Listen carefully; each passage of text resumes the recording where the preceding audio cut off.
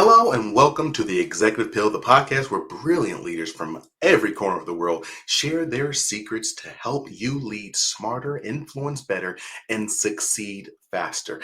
Think of it as your cheat code to navigating leadership with clarity and confidence. I am your host, Alex D. Tremble, the CEO of GPS Leadership Solutions, and over the past decade, I've had the privilege of helping executives at Fortune 500 companies, government agencies, and many other organizations navigate leadership, influence, and culture. This podcast is your shortcut to learning what works from the best of the best. Like, honestly, seriously, every time I say that, I think of that song. We are the best. I'm the best. Anyways, and I promise you this, what you're about to hear today isn't theory, it's proven strategies that you can use today. And before we jump in, here's a tiny request with a massive ripple effect. Please hit that like button. Why? Because in the attention economy that we live in, your click is the fuel that powers these life-changing ideas to reach more and more people every single day. You're not just liking, you're leading a movement. And isn't that a powerful thing to do, right? Now, with no further ado, let's make today an extraordinary day. Today with us, we have with us the amazing, again, always immaculately dressed Miss Janet Stovall. Um, Currently, she serves as the founder and principal at the Pragmatic Diversity, and recently stepped away from serving as the global head of DEI for the NeuroLeadership Institute. And prior to that, she served in a number of very senior level leadership positions, including as serving as the senior director for social impact in the UPS Foundation at, yes, the UPS. So, without any further ado, how are you doing today, madam? I'm great, Alex, and I'm thrilled to be here. Look, let me just tell you, I since the last time you and I spoke, I have been waiting for this day, with bated breath, one might say. Um, and I'm going to start you off with a softball question. Um, h- Okay. how do you solve all the world's problems in 2 minutes, please? Jokingly, 'cause I see your face like I'm gonna I need was like, at least I three was minutes. look, I was trying to formulate an answer really quick, but so Well, you're always dropping so many like truth bombs and this impactful statements and thoughts and data. But whenever you and I talk, so I would want to start off with literally a softball question. okay. Um, what's the best or worst advice that you've ever received? Why and who shared it with you? Okay. I'm gonna cheat. Um, I'm gonna answer that in three answers because those three answers have everything to do with why I do what I do right now. Hmm. Okay. Hmm. So the first one, two of them I got when I was in college. The first one came from a man who's no longer with us, Dr. Charles King. He used to do a racism seminar when I was in school at Davidson. And I was driving him back to the airport. He came to speak and I was acting up, complaining about the school. And he said to me, he goes, "You are the angriest little black woman I've ever seen in my life." He goes, "Why don't you stop getting mad and start getting meaningful?" Held on to that one. Year later, we had the late and great Nikki Giovanni come to Davidson. I was driving her back to the airport and complaining about college again. And she looked at me, she was chain smoking out the window. She looked at me, she goes, "Well, it's not like you came here for the black experience. Now, is it?" It's number two. And then number three was my senior year also at Davidson. So you started back then.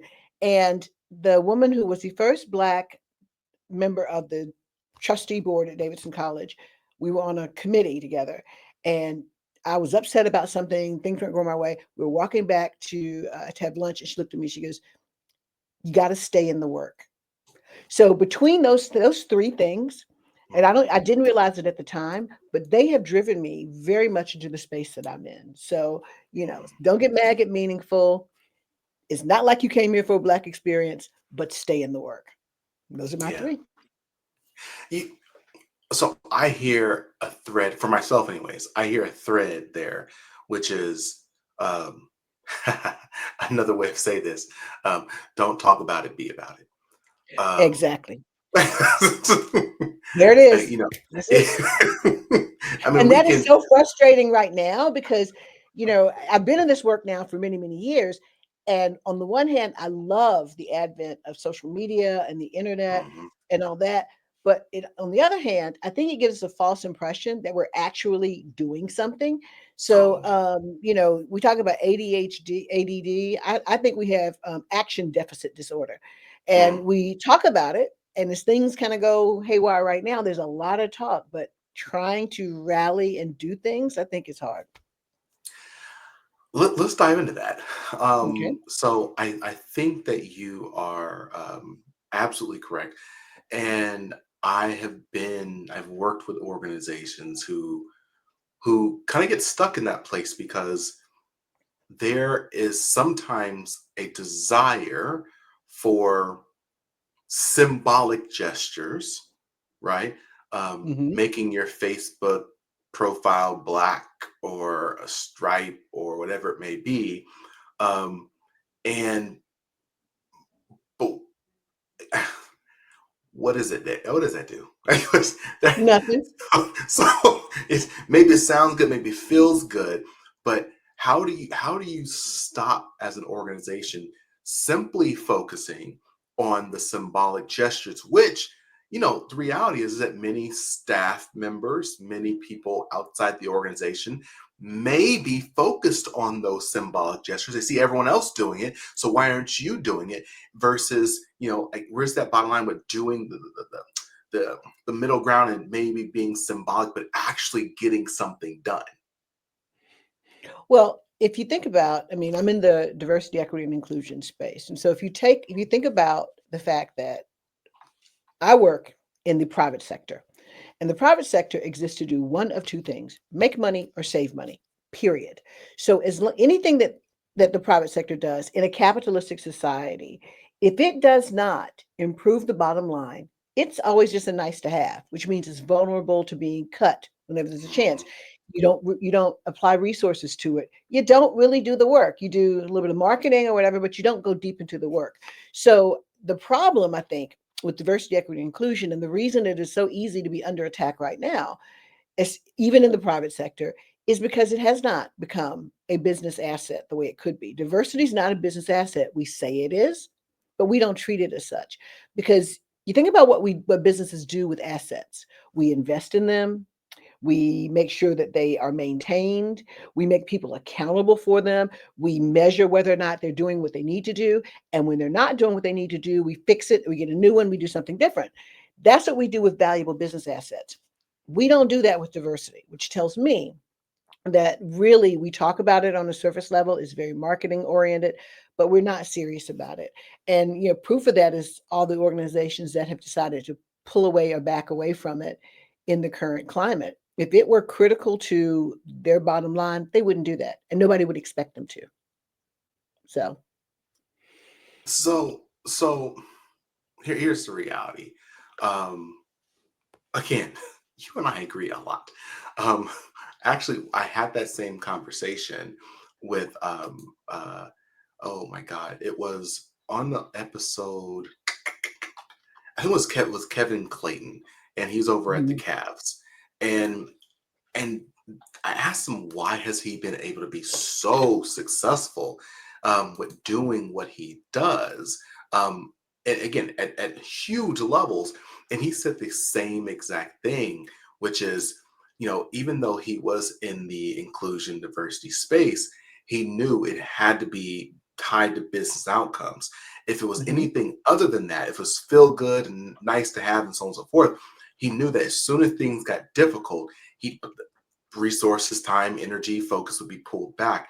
And so he was Mhm. very, very focused on the entire time, linking it to, customer goals or client acquisition or whatever it may be, employee acquisition. How do you, I guess, how do you push back against the consistent draw to just be, I'll be honest right now, surface level? How do you push back? Because it, doing influential, impactful things takes time and resources. And if you Mhm. don't have the resources and or the time is not everyone else is doing those little, again, surface level things that looks like you're falling behind, sometimes pressure can build up saying, why aren't we doing that? Why didn't we Mhm. do that little thing over there? Well, and it's hard sometimes to do that because of the fact that we have taken what I believe to be a business asset and we've put it sort of in the nice to have category. So you have to answer to nice to have as well. But honestly, the stuff that we talk about on the surface, that's easy. I mean, you can do that without, that's easy enough. I think if you really want to make this successful, you have to come in the door with this. You cannot come in and come to a realization that, oh, maybe we should try to save this by making it a business outcome. No, you have to come in the door doing that. And that means that you have to immediately start tying it to things because you can't ever measure it if you don't tie it to something. So when I come in to do consulting work with an organization, the first question I ask is, what are you solving for? And I don't want to hear a DEI answer. I don't want to hear, well, we want more diversity on our board. Deeper than that. What are you solving for as a business? Because that is an interim goal. That is a reason for that. That's a way you solve the bigger goal. And I'll be honest, sometimes the numbers that I hear, 30% representation here, 25, whatever those numbers are, if I can't figure out why that's the number you chose, or and even if I can't figure out why it is you can't hit it, then I'm going to ask you to look at it again. But none of this works unless you start with what the problem is. Just kind of doing the work and saying, we'll figure out where it fits. No, you have to come in and know what are you solving for. And if you say something like the traditional answers you get, well, innovation, then I'm going to start asking some follow-up questions. So how do you do innovation here? Oh, and so who's on those teams? Oh, and are those voices being heard? And how many of these ideas that came out of the team were put together with a diverse team? You start reverse engineering your way into a framework that works. And you have to systematize it, you have to institutionalize it, but you do it from business based on business outcomes. And we haven't done that. We don't do that. And has there been a time? So the reality is that the large majority of our listeners and audience members are either already executives or those individuals right in the cusp of becoming an executive leader. And sometimes it could feel like you want to push an effort, but you don't necessarily know if the organization is prepared for it. Will your job be on the line? How do you measure how far to push, how how much to lean in on doing quote unquote the right thing within the space that you're in? How do you measure that? You don't think about it as the right thing. You think about it as the smart thing or Mhm, the actionable thing or the outcomes based thing, the potential for success thing. mhm, Right thing is relative. I mean, to be honest, people thought slavery was right at one time. I don't want to mhm, depend on people deciding what's right.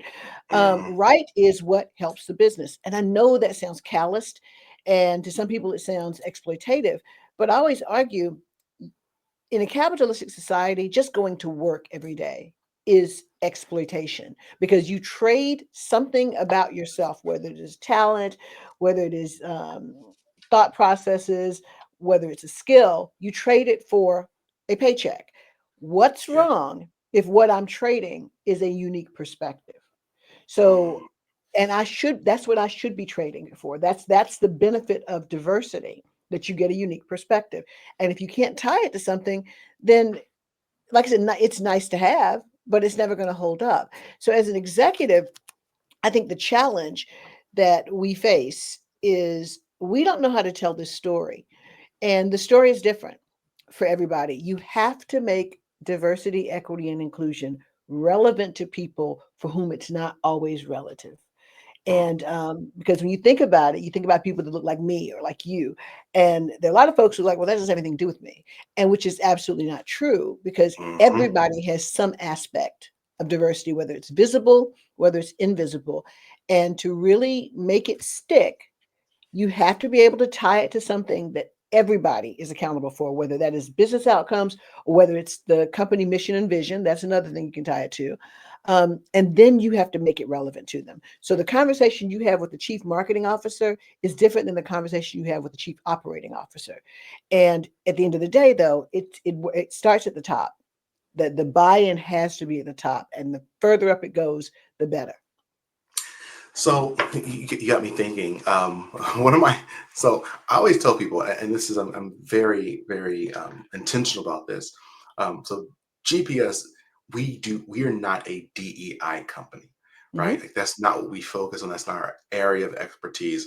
Where we focus on is executive level teams. How to make them more productive? How do you make them work faster, reduce turnover, things like that. So ultimately, say again, like you said, focused on revenue growth, focused on lowering expenses and so on and so forth, keeping employees and so on and so forth. Um, I consistently believe now that one of the best ways in order to position yourself in what you do to be relevant to the people you work with is honestly to educate yourself on those different groups. Um, Hmm. I recently finished the book of Boys and Men. Yeah, Boys and Men, of Men and Boys. One is a really really great book, and it Hmm. talks about gender equality, but from a male perspective, talking about the suicide rates and unemployment rates, and like how hard it is to be a young boy or man in today's society. From a most of the jobs that we are doing are being automated or robots or AI, and even the rate, like literally 26% of young black boys end up repeating a grade, right? Like, this Mm. is so impactful.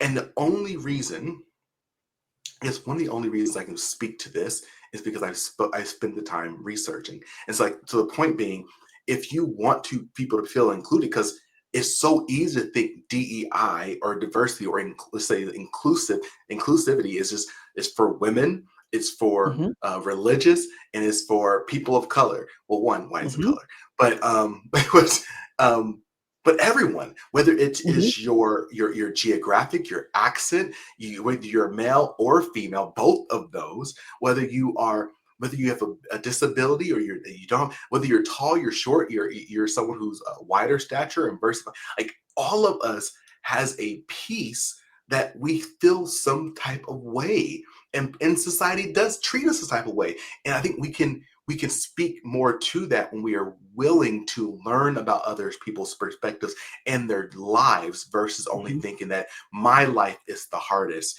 and you should be learning about me. That was a lie. Right. And there's a lot of stuff that people that makes them that speaks to their diversity story or to their identity that is even things that are in your perspective and how you grew up.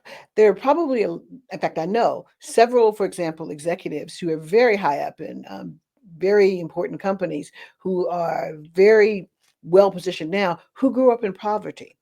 So Hmm. some of what so they may understand some things that people don't know they understand. By the same Hmm. token, they may be very sensitive and willing to hide things.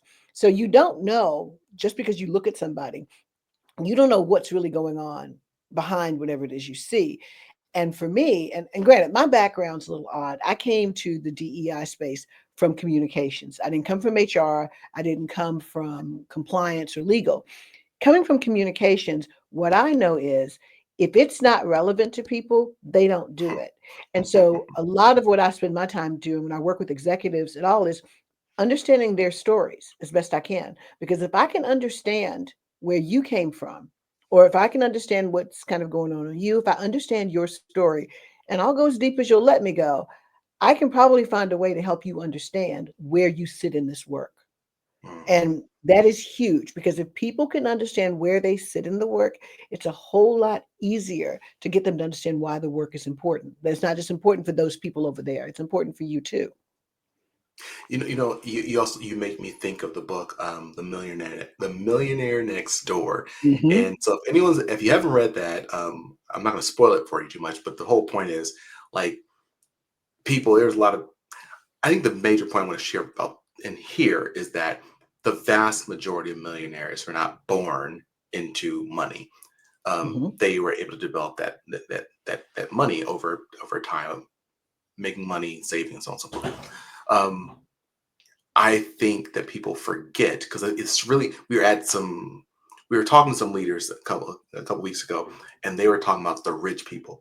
Oh, those rich people don't understand this. Then they were kind of going in, and my wife and I talked about it later, and we were like, they haven't done bad themselves. So one, they classified those other people as the rich people, and that they Hmm. didn't understand so. So I'm like, well, many people would classify you as that, but two, the reality is again that they, like you said, that they can many of them, especially executives, many of them understand how difficult it is to Hmm. get to where you are because they I mean, one of my past coaching clients, amazing woman, chief business officer. No, chief. She just changed from being chief marketing officer from Fortune 500 to another organization. But her and I were talking the first time we spoke, and she was like, "Look, I grew up living in a car half the time. Like Hmm. there were a lot of drugs around me, a lot of drink around me. I had to live in a car, and I made it here, and I have this huge fear that I may slip back down. I don't want to Hmm. ever be in a situation." And then she felt like she was alone. And as her and I spoke more, and I was like, "Hey, look, I've come some pretty rough places and so many others. But because we don't share those stories, especially those levels, you don't always feel comfortable sharing those stories. You feel like you're the only one. Where Yep. if you're able to be a little more vulnerable, you understand, oh wow, it's not just me feeling this right now." Exactly. And it's hard when you already are, especially are battling stereotypes and those Mm, things in the workplace. And I don't mean just the stereotypes you expect. If you are a traditional person in the dominant group, there's a stereotype attached to you as well. mhm, And people don't expect you to have had, maybe not to have grown up not with a silver spoon. So I think that it is what you want to do as as a leader is create spaces where people are comfortable being vulnerable, where they're safe being mm, vulnerable. And that's not easy. And one executive alone can't do it. It really does have to be a group effort. But if you can do that, and if you can make those spaces available, and I mean, you have to do it with intention, but if you can mhm, do that or figure that out or create that kind of culture, then people don't feel like they have to hide it. And then people are more able to share and be open to hearing somebody's story that they maybe wouldn't have listened to before. At the end of the day, you have family members. If it's not you, somebody in your family has mm, felt there's something mhm, somewhere. We are mhm, not that different. We are much more mhm. alike than we are different. There's this, I'm gonna butcher this, but I was my team and I were leading this executive retreat a few months ago, and the principal led off the session with this this wonderful opener. She said it was about the second law of entropy. And again, I'm not going to be able to say how wonderful she said it, but basically, in life, when something is happening, if something is a good space, it will naturally deteriorate. The only way to keep it in a good space is to keep working at it. And so, if you Hmm. think about it, like if you spin a top, it's gonna, yeah, it Hmm. starts off fast, but at some point it starts slowing down and falls. If you plant a tree, if it's not nurtured, it will die. Like Hmm. everything in life does that. If you're not consistently building up, it becomes immediately starts to deteriorate. And so the same thing as you were saying, the same thing for our teams. And so if we think we have a team that is high trust, a high place where great vulnerability and so on and so forth, and say, "Oh, this is great, we're good." No, no, Hmm. no, no, No, no. no. This work is Good never just done. means This work is always being done.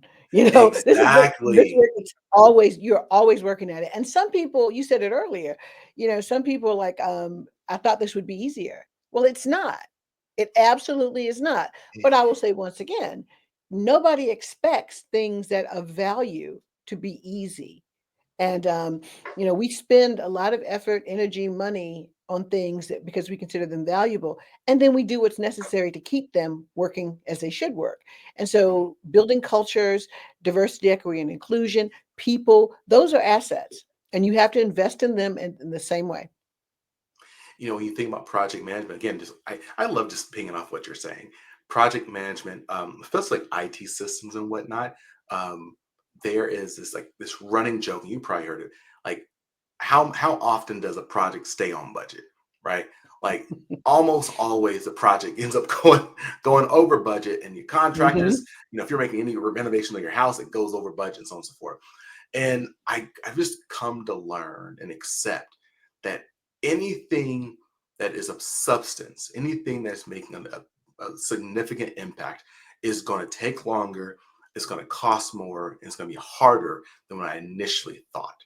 And so walking into any of these things you want to do, if you want to develop your team, if you want to again create this place for you're feeling trustful and whatever it is that is significant to you, it is likely going to take longer, cost more, and be more difficult than what you expected. So walk into that knowing that yes, you're gonna give 100% of your effort, but you know what? That may not be enough. Exactly. But you Exactly. still got to keep working at it. Right. If it was easy, everybody would do it.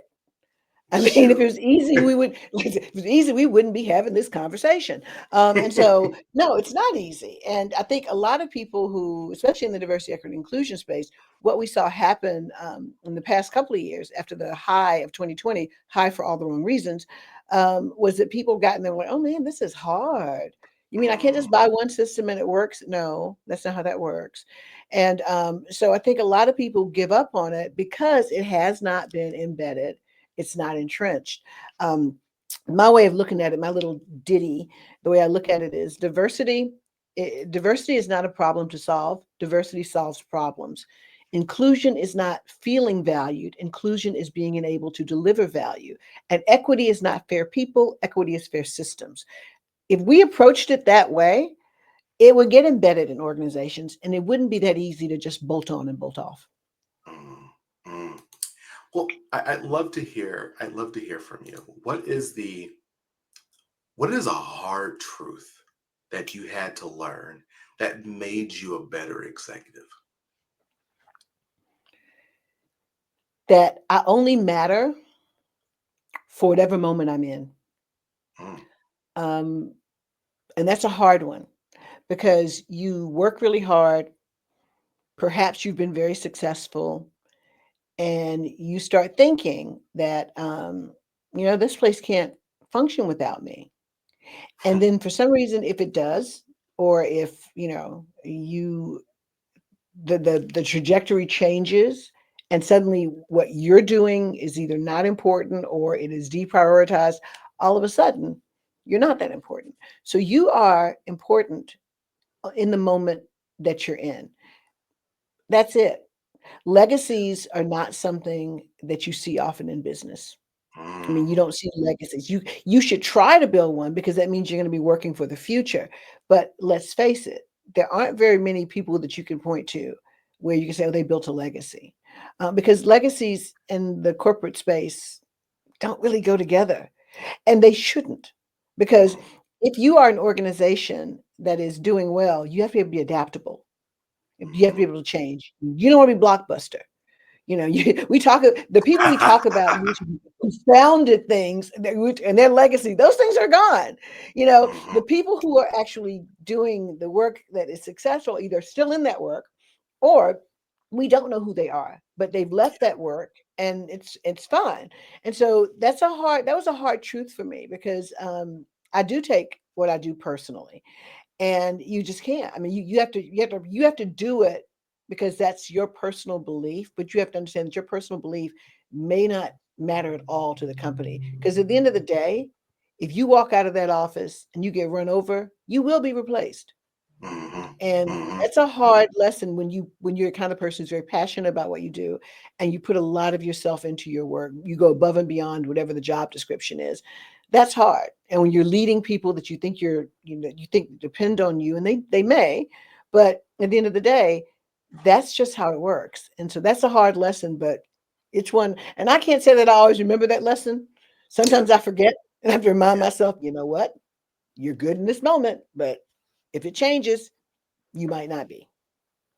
Can I share? Can I share mine with you? I'd Sure. love to. Feel free to push back. Say, Alex, nah, it's just this, that's too. What's the word? You're being uh, negative. I don't know. Um, I ended up learning because when you said that, it made me think of a hard truth that I had to learn a few years back, which was um, most people, and by extension, organizations, do what's in their own best interest. Hmm. And it. I used to think, well, why would you do this? Why would you hurt me? Why would you? Why would you?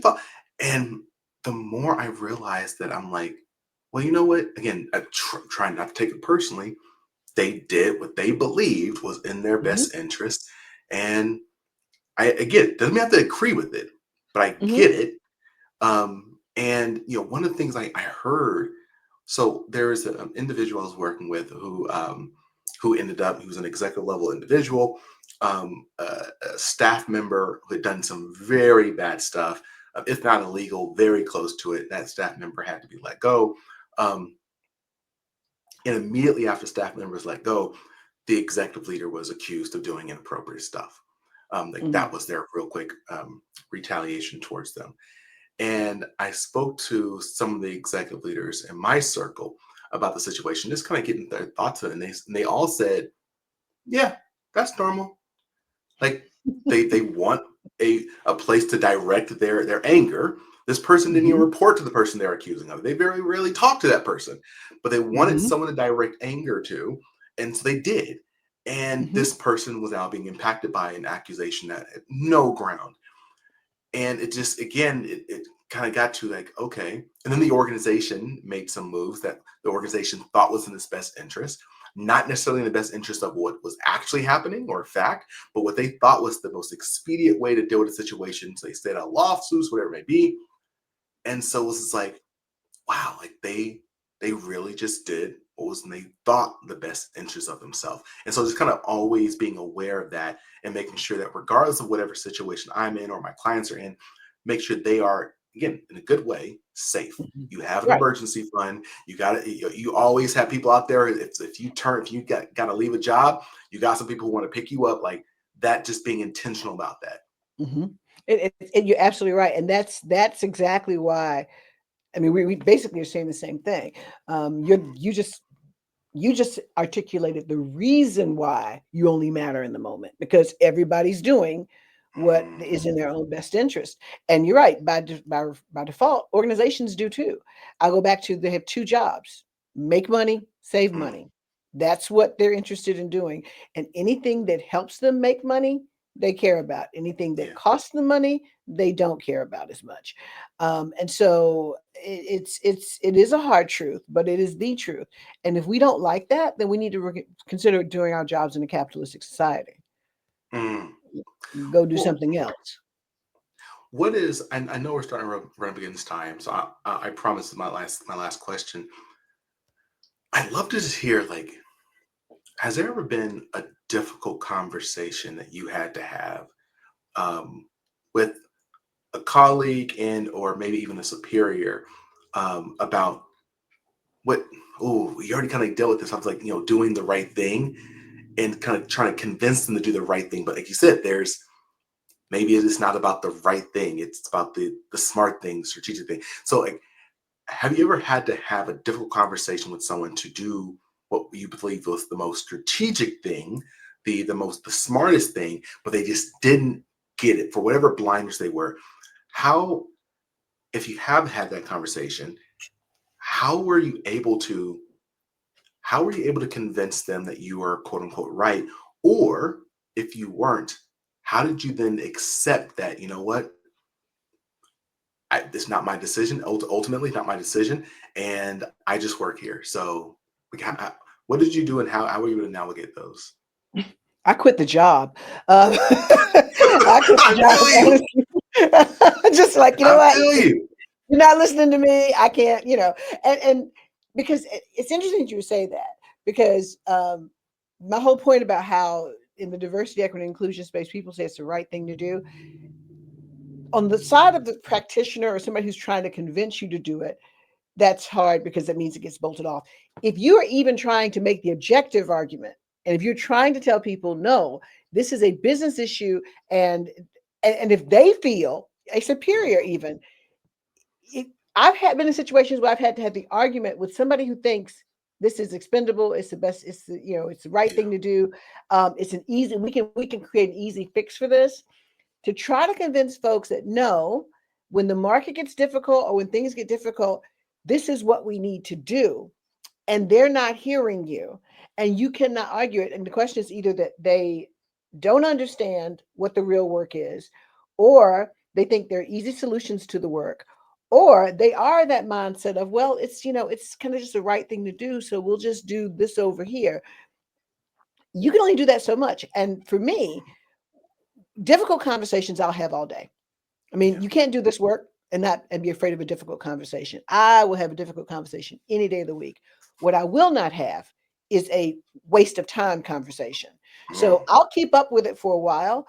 But if I start feeling like no matter what I say to you, I'm not going to change what you feel.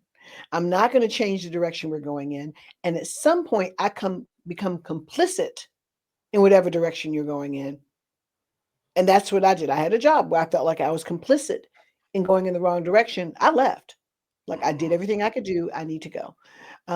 Because remember we said companies do what's in their best interest. And if what you're doing and what mm. you're pushing is not in their best interest, they're never going to do it. So if you can't convince them it's in their best interest, Yeah. you're never going to get it done. You, we're gonna open. I want to open the floor to you in just a second, but you just I love you again. You and I are so in alignment with so many different things. And I did a podcast episode recently. I think it was, I'm pretty sure it was just a single, but just me talking.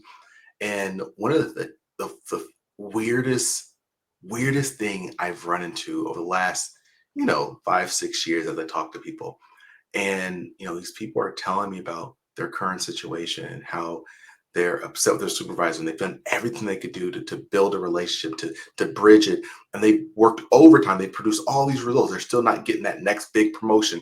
And like they go on and on and on, and I'm just stumped because I'm like, why don't you leave? Like, you know, Yeah. you can leave, right? Like, and I don't know if enough people.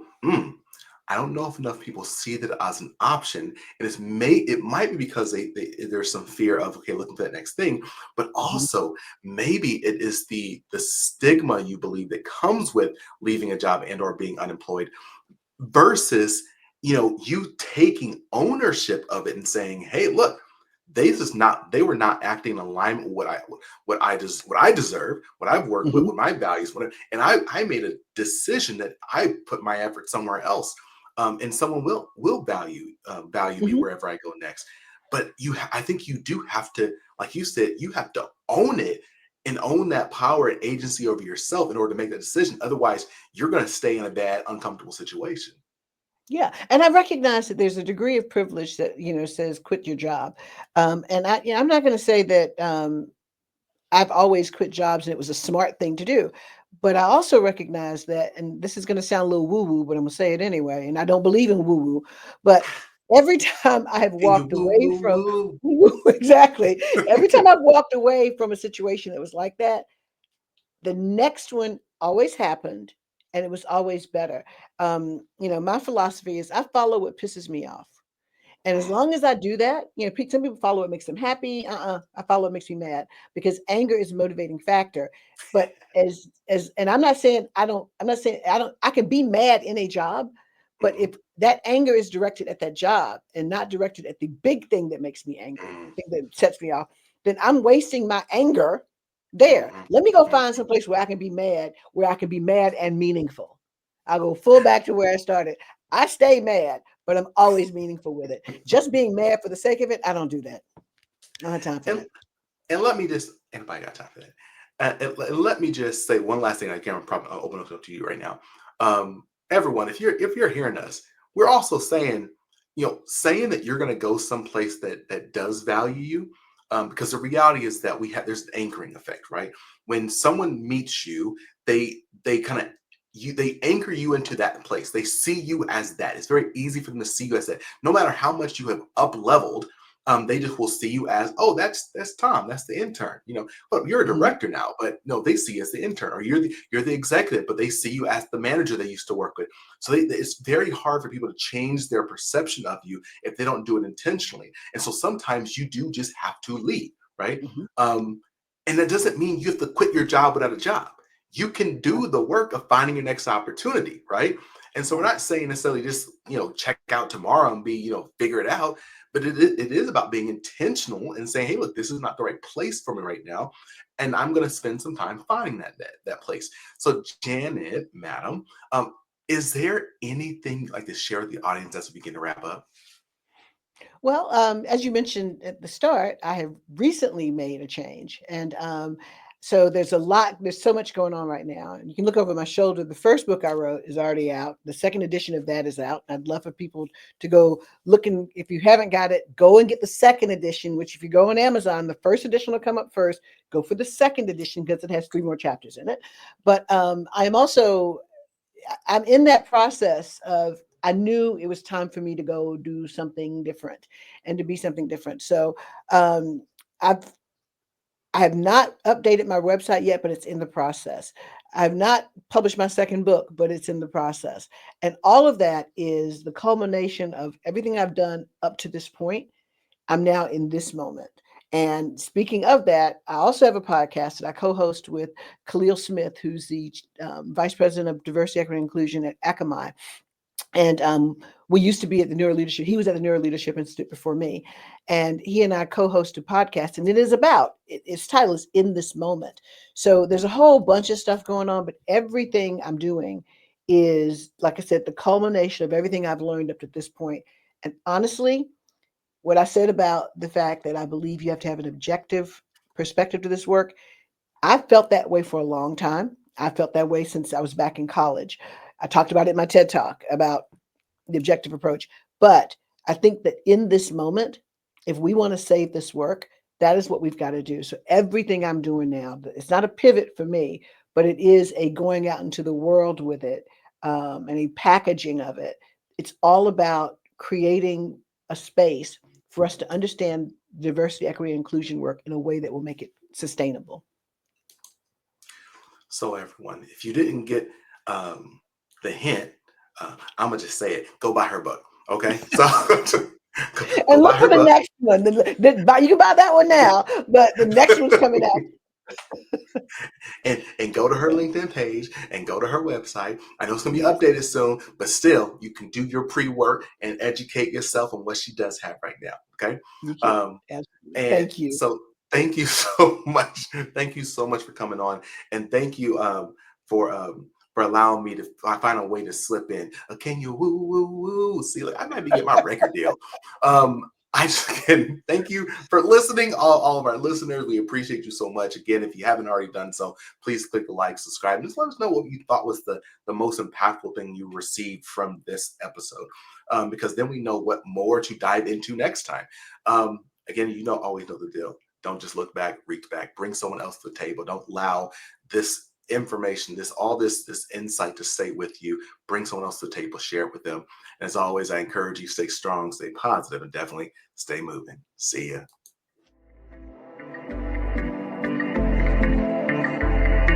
Thanks for listening to The Executive Appeal with Alex Tremble. I invite you to follow The Executive Appeal wherever you listen to podcasts. Follow me, your host, Alex Tremble, across all socials or via email for exclusive webinars, courses, and speaking engagements on continued topics of executive leadership. So until next time, stay strong, stay positive, and definitely stay moving.